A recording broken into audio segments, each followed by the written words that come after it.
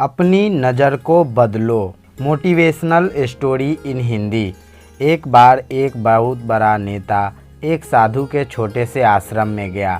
वह साधु के बारे में बहुत सुना था, तो उसके मन में आया कि मैं एक बार जा कर के देखता हूँ कि लोग उसकी इतनी तारीफ़ क्यों करते हैं। जब वह उस आश्रम में गया तो वहाँ पर एक छोटा सा कमरा था जहाँ पर एक कालीन बिछा हुआ था।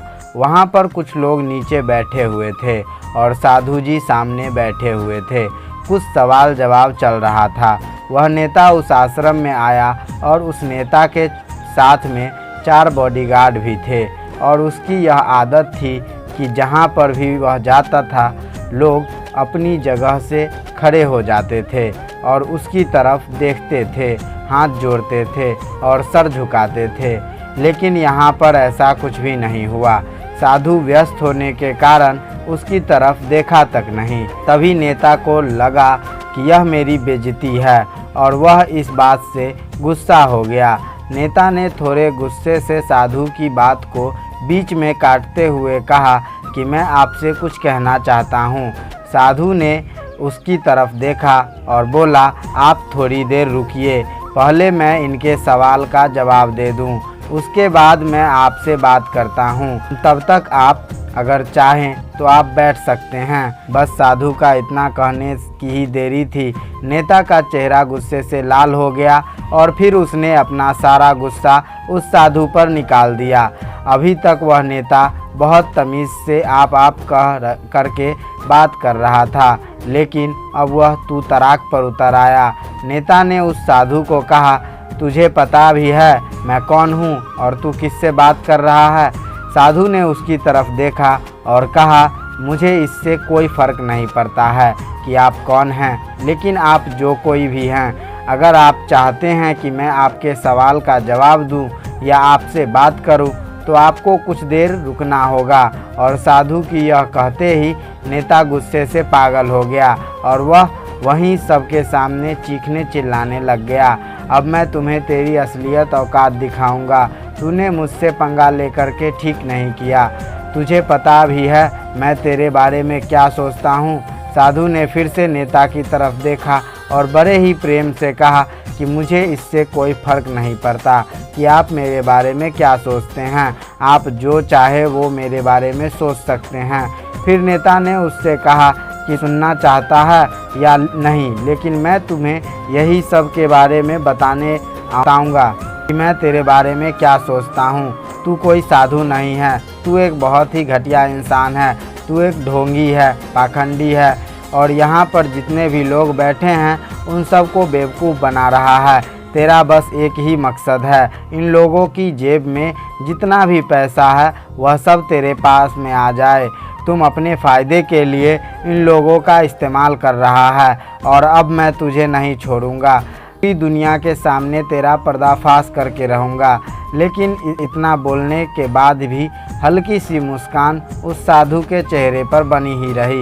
यह देखकर वह और भी तिलमिला उठा। उसने कहा, अब बहुत हो गया, अब मैं यहाँ 1 मिनट भी नहीं रुकने वाला। लेकिन अभी भी तेरे पास मौका है। अगर तुम मुझसे माफ़ी मांगनी है या मुझसे कुछ कहना है तो कह सकते हो। इतना सब होने के बाद भी साधु के चेहरे पर एक मुस्कान थी और वह बिल्कुल शांत था। और फिर उन्होंने अपनी आंखें बंद करी और फिर साधु ने अपनी आंखें खोली, हाथ जोड़े और कहा कि मुझे आपसे कोई शिकवा नहीं है। आपके लिए मेरे मन में कोई भी गलत ख्याल नहीं है। जो भी मेरे बारे में आपने कहा वह आपकी अपनी सोच थी। तो मुझे आप में कोई भी बुराई नज़र नहीं आती। मुझे आप बहुत ही भले इंसान लग रहे हैं। और साधु के इतना कहते ही नेताजी का दिमाग 7वें आसमान पर पहुंच गया। उसके चेहरे पर एक अजीब सी खुशी थी, क्योंकि उस साधु ने वही कहा जो बाकी सब लोग उस नेता को कहते हैं। और वह खुशी खुशी उस आश्रम से अपने घर की तरफ चला गया और जाकर अपने पिताजी के साथ में बैठ गया। उसके पिताजी ध्यान में थे। उन्होंने पूरी ज़िंदगी सिर्फ लोगों की सेवा करी और बदले में कुछ उम्मीद नहीं किया। तो थोड़ी देर बाद जब उन्होंने अपनी आंखें खोली और देखा अपने बेटे को अपने साथ बैठे हुए, तो उनके बेटे के चेहरे पर आज एक अजीब सी खुशी थी, तो आज से पहले उन्होंने कभी नहीं देखी थी। फिर उसने एक एक करके सब कुछ बताया कि आज क्या हुआ, किस तरह से वह आश्रम गया और वहाँ पर क्या क्या हुआ, उसने क्या कहा और साधु जी ने क्या कहा।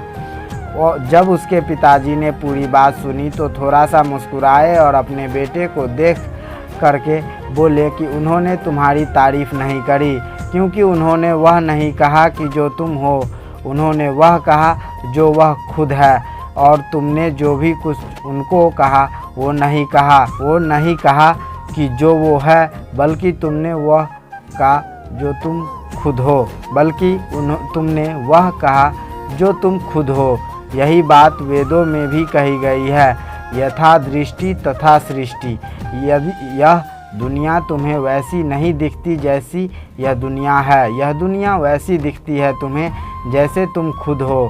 जिसकी नज़र जैसी है उसके लिए यह दुनिया वैसी ही है। तो अगर तुम अपनी दुनिया को बदलना चाहते हो तो उसका सिर्फ एक तरीका है, अपनी नज़र को बदलो। तो कैसी लगी ये स्टोरी कमेंट में ज़रूर बताएं।